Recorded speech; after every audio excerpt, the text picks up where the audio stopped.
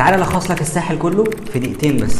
كل الشركات بتقول نفس الكلام، بتقول احنا في اقوى لوكيشن في راس الحكمه، احنا سور في سور مع مطور كذا اللي هو يعتبر من اكبر المطورين. كلهم بيقولوا لك احنا عندنا لاجونز، وكلهم بيقولوا لك احنا عندنا فاسيلتيز مش موجوده في اي مكان تاني. ولكن في حاجات مش هتاخد بالك منها الا لما تيجي تستلم الشاليه بعد 4 سنين وتتفاجئ بيها. تعال اقول لك على تفصيله مهمه منهم، الا وهي الكثافه السكانيه اللي جوه القريه مع عرض البحر الموجود. طيب لازم تحسب النسبه بتاعتك كويس جدا قبل ما تشتري، لازم تاكد من الماستر بلان، لازم تشوف سابقه اعمال المطور ده في الساحل الشمالي. النهارده هكلمك عن مشروع جمع كل المعادله الصعبه دي مع بعض في راس الحكمه، وهو مارسيليا بيتش 5.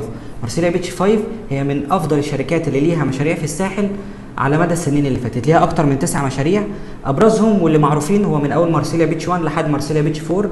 مارسيليا بيتش 4 يعتبر هو اكتر حاجه مسمعه في الشركه، لانه كان ملقب بافضل بحر في الساحل في اوائل العشرينات.